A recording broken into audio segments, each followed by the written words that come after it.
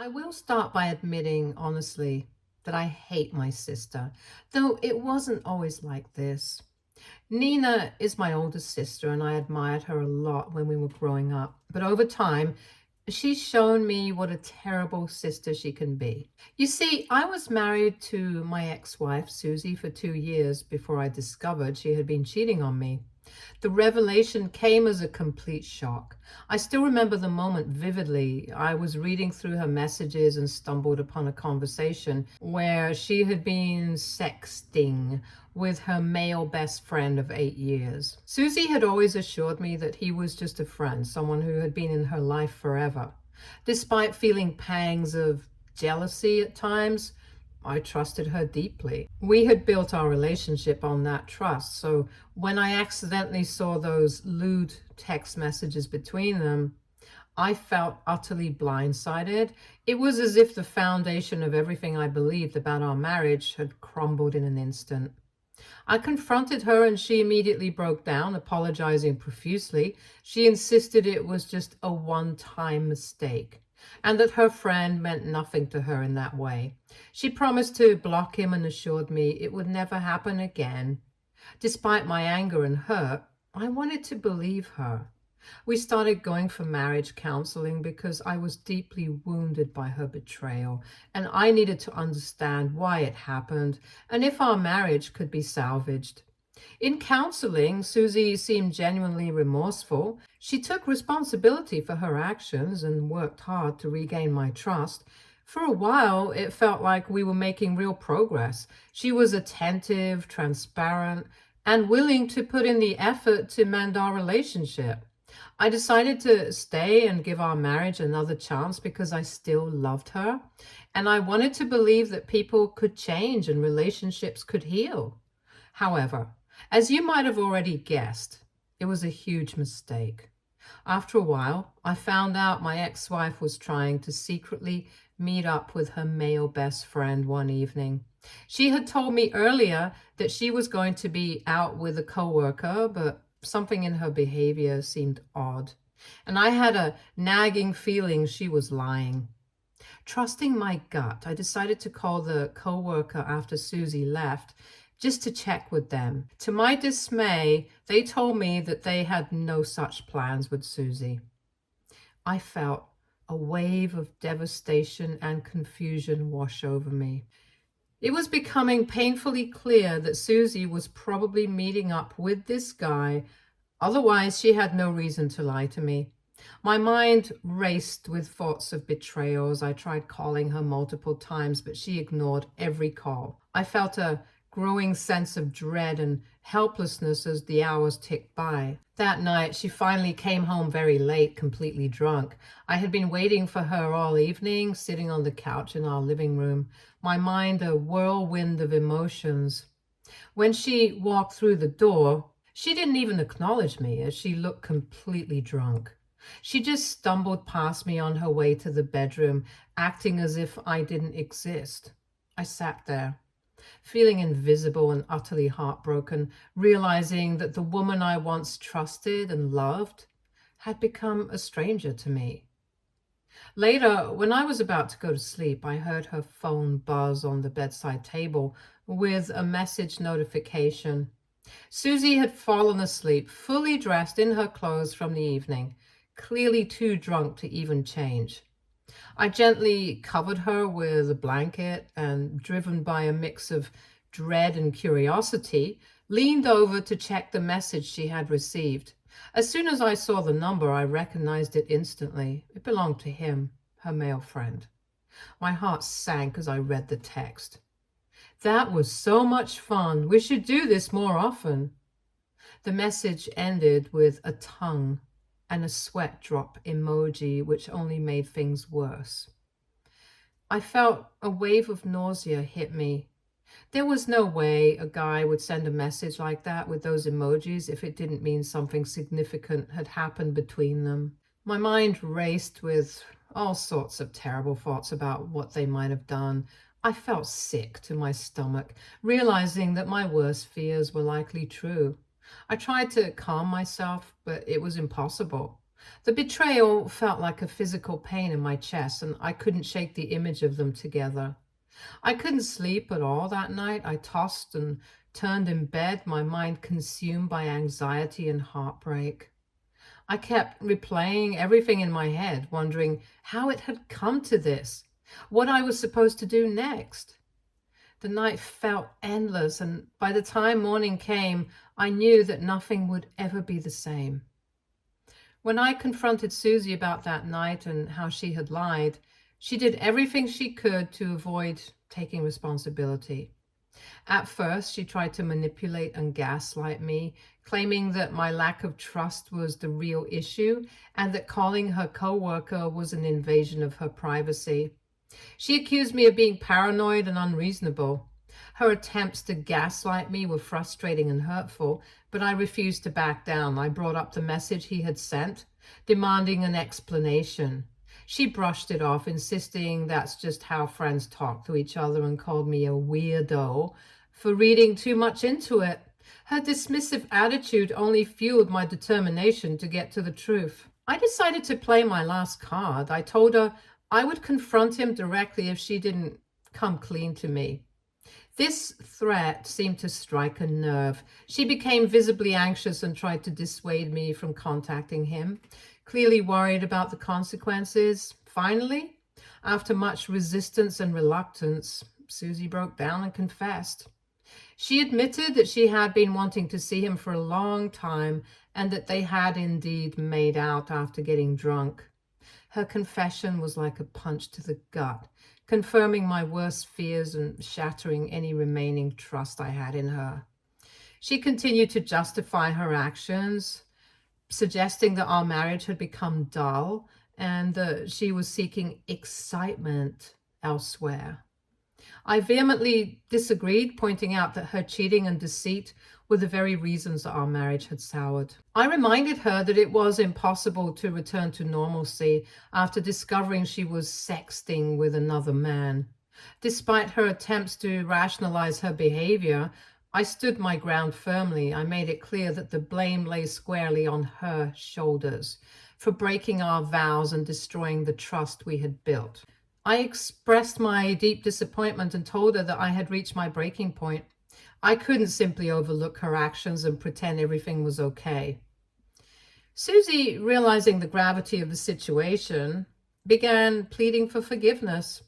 She acknowledged her issues, but begged me not to abandon her, emphasizing that she was willing to work on herself and our relationship. Despite her promises, I realized that the trust between us had forever been shattered. The damage was too deep now, and eventually I realized that staying was only going to prolong the inevitable. Her betrayal had created a rift that we couldn't bridge, and our marriage had been irreparably damaged.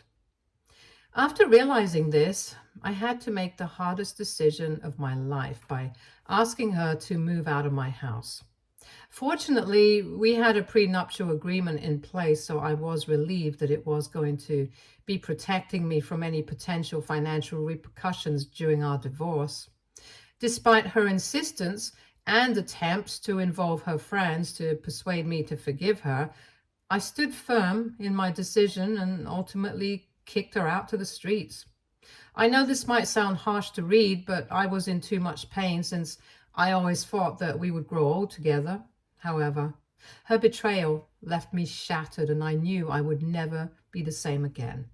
I confided in my parents and my older sister, Nina, about what had transpired between me and Susie. They were shocked, dismayed by the news, as no one had anticipated Susie's actions, and assured me of their support to divorce her, which provided me with some comfort. However, Nina seemed unusually quiet throughout all this, which struck me as odd. When I asked her for her thoughts, considering her close relationship with Susie during our marriage, she responded in an unexpected way. Instead of acknowledging my feelings of betrayal caused by Susie's actions, Nina questioned whether I was certain about divorcing Susie. pointing out that unlike me, Susie didn't have any family support. I was taken aback by Nina's response. It seemed like she was more concerned about Susie's well-being than she was about the emotional turmoil I was going through. I responded firmly to Nina, stating that I didn't care about Susie's support system because she had chosen to betray me repeatedly through her infidelity. I emphasized that Susie's well-being was no longer my concern, and I questioned why she seemed more concerned about my ex-wife than about me, her own brother. Nina defended herself, explaining that she was simply worried about me and didn't want me to make any hasty decisions about my marriage without thinking about it. She expressed how she had always believed Susie and I were meant for each other, and that she was still in shock about our divorce. Hence, she wanted to know if I would have any regrets going down the line. While I found her response to be strange at the time, I didn't dwell on it too much afterwards. The entire situation was already emotionally draining, so I tried to be more focused on getting through my divorce first. In the beginning, everything seemed to be going well for me during the divorce proceedings, and my lawyer was confident that we would win the case. But then everything changed. Susie dropped a bombshell. She was pregnant. I was completely blindsided by this revelation. It was something I hadn't seen coming at all. Clearly, life had different plans for me and wanted to hurt me more. After this news, Susie and her lawyer urged me to halt the divorce proceedings. They argued that we should try to work things out for the sake of our child. Susie insisted that she wanted to provide our child with a traditional family upbringing. I was taken aback and immediately pushed back that I didn't care about her wishes anymore, and that there was no way this child could be mine. Susie's response was to argue back that she had never been intimate with anyone else other than me. She emphasized that just because she had made out with her male best friend that night didn't mean she could get pregnant from him. She continued to urge me to consider what was best for our child and to fight for our marriage for the baby's sake. However, I refused to be swayed. I knew this was a desperate attempt to derail the divorce proceedings and guilt-trip me into staying with her so that she could continue to live a lavish life with my money. It was clear to me that Susie was grasping at straws, and I remained resolute in my decision to end the marriage. I stood firm, insisting that the divorce would proceed as planned. I stated that after Susie gave birth, I would arrange for a paternity test to determine if the child was mine or not. However, Susie's lawyer countered our argument, claiming that since Susie was still legally married to me and had stated that she hadn't been intimate with anyone else, it automatically made me the father of the child. They asserted that they would seek child support from me due to this. My lawyer vehemently disagreed, pointing out that without a paternity test, such claims were baseless. Unfortunately, we are all too aware of the shortcomings in our legal system, especially when it comes to protecting men in situations like these. In the following weeks, Susie's lawyer proceeded to sue me for child support, presenting evidence to support their claim that Susie had not been intimate with anyone else. They portrayed me as a controlling freak who was trying to get away from paying child support and taking any responsibility for my actions. They even brought in witnesses to testify in Susie's behalf. To my shock, among the witnesses was my oldest sister, Nina. I had no idea that she would even be there. Initially, I assumed she was there just to observe and support me, but to my dismay, she testified against me, stating that she had been friends with Susie for a long time and was certain that Susie couldn't have possibly betrayed me by actually sleeping with someone else, since according to my sister, Susie was still in love with me. Nina firmly stated that she believed the child belonged to me. Hearing my own sister support my ex-wife over me was heartbreaking. Nina knew firsthand how much I had loved Susie and how deeply she had hurt me. Yet she was there, supporting Susie's deceitful actions. Later, when we were out of court, I confronted my sister about her unexpected testimony. I expressed my shock and betrayal, feeling completely blindsided by her actions. Nina, however, stood by her decision, insisting that she was doing what she believed was right and that I would eventually appreciate her stance in the future. I raised my voice, expressing my disgust and anger at her for putting me in a situation where I might have to pay child support for a child whose paternity wasn't even confirmed. Nina countered by arguing that I shouldn't be so cruel to an unborn child and that I needed to consider the financial difficulties Susie would face without any alimony and child support from me. Nina told me that I would never understand her perspective because I didn't possess maternal instincts like women did. She urged me to realize that providing for the child's expenses was the least I could do in this situation. I felt exploited and deeply unsettled by my sister's perspective on the matter. I couldn't comprehend how she could prioritize Susie's financial needs over the emotional turmoil I was going through. My parents also expressed their disappointment in my sister, telling Nina that she had no right to go behind my back and testify against me. However, the damage had already been done, since my own sister testifying against me proved to the court that Susie might be telling the truth and that I was trying to escape responsibility from our child. Hence, the court ruled in favor of my ex-wife, granting her child support from me until the child turned 18. I was filled with rage and refused to accept the judgment. But despite our efforts, my lawyer and I found ourselves unheard and unable to sway the court's decision. It has been quite a while now since my divorce with Susie, and I've continued to pay child support for her son every month, who clearly doesn't resemble me in any way. Despite conducting a paternity test that confirms he isn't mine, the fact remains that because my ex-wife was pregnant while we were still married, the child is legally my responsibility. I'm now compelled to keep paying until he reaches the age of 18. This is why, throughout this ordeal, my resentment towards my sister has deepened even more than towards my ex-wife. I solely blame Nina for making me trapped in this situation. This is why I've maintained complete silence towards my sister and refused to acknowledge her presence at my family events.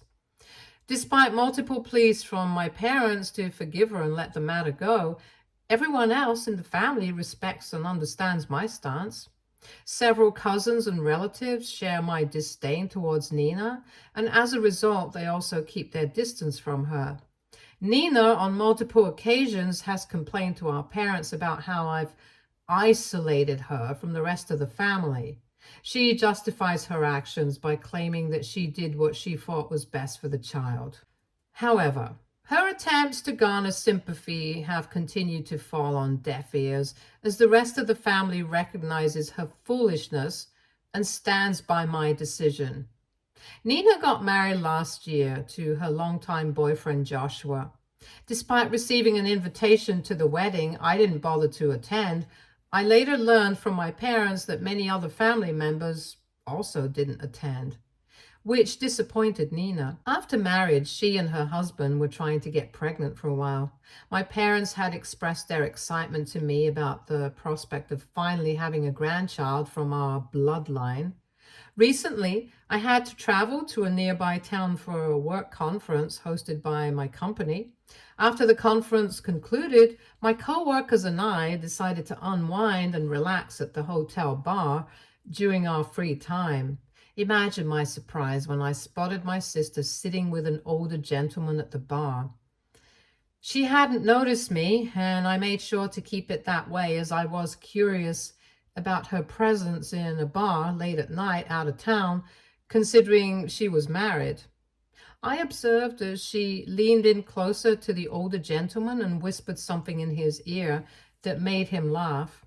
My suspicions grew as they appeared to be flirting and seemed unusually comfortable with each other. Without giving it too much thought, I instinctively reached for my phone and quietly snapped a few pictures. I made sure to capture clear shots of my sister's face and the older gentleman's face, wanting undeniable proof of what I was witnessing. As I observed them together at the bar, my mind raced with disbelief and confusion. How could my sister, who was married, be in such a compromising situation? I watched in disbelief as Nina and the man continued to engage in their intimate conversation, sharing smiles and laughter. After about an hour, the man gestured for Nina to accompany him to his room, and she nodded at him and got up to accompany him. My eyes widened as the reality of the situation sank in. I was clearly witnessing my sister about to cheat on her husband. I wanted to yell at her to stop, but from my past experience, I had learned that cheaters never learn from their mistakes. Instead, they need to be taught a lesson. After I returned home, I made the decision to directly reach out to her husband, Joshua. I felt it was important for him to know the truth rather than be blindsided like I was. I found him on Facebook and sent him a friend request, hoping he would accept it. After a few hours, I checked and saw that he had indeed accepted my request, so I immediately messaged him. In the message, I introduced myself as Nina's brother and explained that we needed to have an important conversation. I asked him not to inform my sister about my text to him and provided him with my phone number so he could call me. I hoped he would listen to what I had to say and waited anxiously for his call. A few minutes later, he called me, curious about why I had reached out. He mentioned that he already knew about me from Nina and my parents, but was surprised that I had contacted him after all this time. I apologized to him for not attending their wedding and expressed my regret that we were talking under such circumstances. He then asked me what was wrong, and I truthfully shared what I had seen in the hotel between Nina and the older gentleman. I refrained from immediately using the word cheating, as I wasn't entirely sure if Nina and he had an open marriage or not, so I didn't want to make assumptions. However, as I detailed the events to Joshua, he began probing with numerous questions about what Nina was wearing and who the other man was, showing clear distress. To support my account, I mentioned that I had even taken photographs of her with the gentleman, as I found it difficult to believe myself. I promptly shared those images with him to provide concrete evidence of what I had witnessed. It was apparent that he was deeply affected by the revelation of Nina's infidelity and was grappling with the gravity of the situation. After a brief pause, he unexpectedly expressed gratitude for my honesty and questioned why I would go out of my way to help him, especially considering we were essentially strangers and I no longer had a relationship with Nina. His question struck a chord and prompted me to share my own experience, explaining how I had been in his position when my ex-wife cheated on me. As I delved into the details, I elaborated on how Nina had added to my pain by testifying against me, leading to my current burden of paying child support for a child who wasn't even mine. Joshua was quiet for a few minutes after hearing my story. He then revealed that Nina had portrayed a completely different version of the truth to him. According to her, Susie and my marriage were already failing and we had stopped being intimate, leading Susie to make a one-time mistake that supposedly led to our divorce. I was livid upon hearing this distortion of reality and clarified to Joshua that Susie had in fact cheated on me twice, making it clear to him that our divorce was not solely due to a one-time mistake, but that she had repeatedly broken my trust with her male friend. To my relief, Joshua believed me and appreciated my honesty in shedding light on my sister's deceitful behavior. He informed me that he had no intention to stay with a cheating partner either, and would be having a talk with Nina regarding this. In the days that followed, my parents repeatedly called me to accuse me of ruining Nina's life, as she was now facing a divorce. They blamed me for interfering unnecessarily in her marriage and expressed their frustration about not being able to have a grandchild from her after this. I didn't hold back in the argument either. I countered their accusations, stating that it wasn't my fault their daughter was not faithful in her marriage. I emphasized that instead of fixating on the idea of a grandchild, they should focus on teaching my sister better values and morals so she could become a better person. Nina also sent me a vile text accusing me of being a spiteful little boy who couldn't keep my nose out of others' business. She even went on to insinuate that Susie's infidelity during my marriage was somehow justified and that I deserved everything that had happened to me. Her message left me seething with anger. It took me hours to calm myself down after reading her words. However, fate seemed to have its own way of balancing things because I recently learned that Nina's apparently pregnant. She claims Joshua is the father, but he's refusing to take any responsibility. Joshua has reached out to me, requesting me to testify for him when their matter inevitably goes to court, since I was the one who had taken those incriminating pictures of Nina with the other man. I have agreed without any hesitation, not just so I can seek revenge on my sister, but also out of empathy for Joshua. I don't want another man to endure the pain and betrayal that I experienced with my ex-wife. Since then, my parents and Nina have been relentlessly pressuring me not to testify for Joshua. They keep emphasizing that family comes before anyone. I can't help but find their messages ironic, considering Nina didn't prioritize family when it came to me. AITA for teaching my sister a lesson and making sure her husband doesn't suffer the same fate as me. Update 1.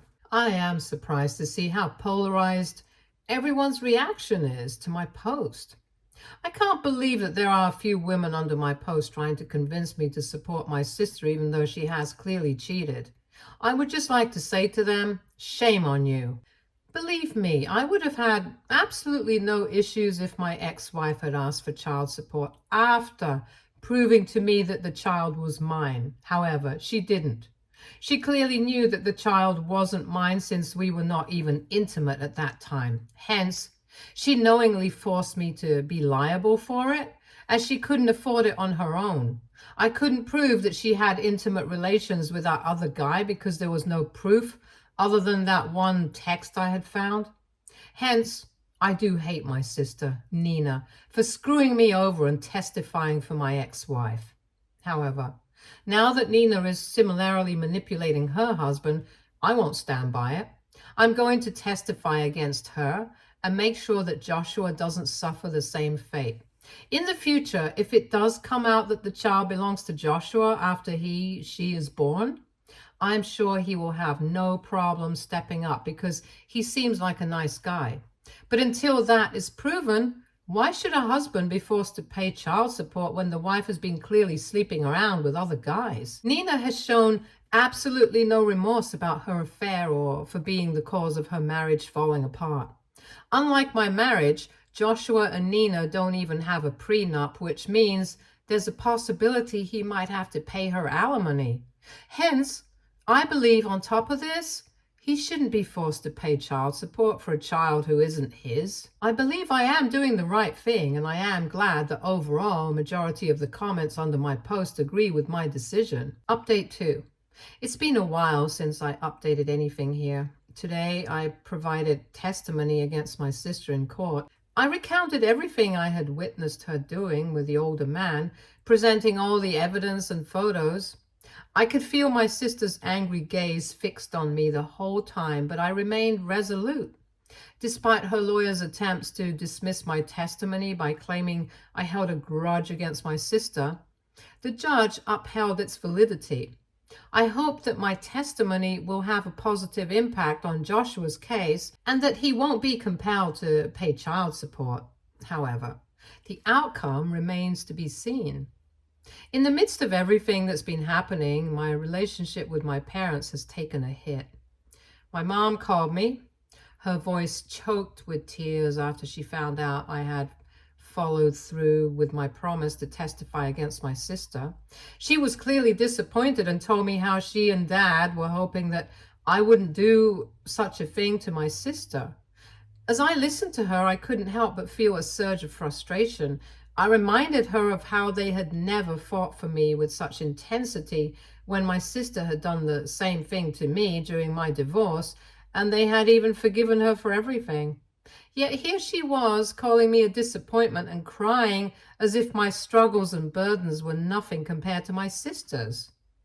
I went on to tell my mom that it was unfair for them to scold me for standing up for what's right and telling the truth, especially when they hadn't stood by me in the past. It felt like a betrayal. And I made it clear that I didn't need them or my dad in my life if they were going to prioritize my cheating sister over me in such a manner. Since then, I have stopped talking to my parents and refused to pick up their calls or reply to their messages. Update 3. I'm back with an update on my sister's situation. I'm pleased to report that Joshua was cleared of paying any child support to my sister. I'm sure Nina is very upset. I can't help but feel a sense of satisfaction knowing that at least one person was able to avoid the unjust burden that so many others, including myself, have had to endure.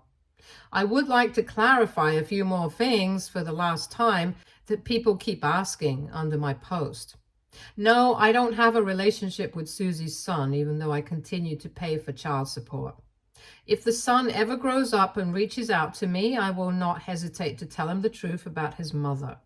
Yes, my parents and I are still not talking to each other, and honestly, I have been feeling much lighter and relaxed without them calling me every other day and accusing me of not supporting my sister. Nina won't dare to confront me because I'm sure she's still embarrassed after I testified against her. Also, yes, she will be getting alimony from Josh, which we already knew would happen. No, my parents don't have a relationship with Susie's son since they know he isn't my child. I have no idea if they're going to accept Nina's child either, but maybe they will. That's all. Stay tuned for more stories from our girl relationships.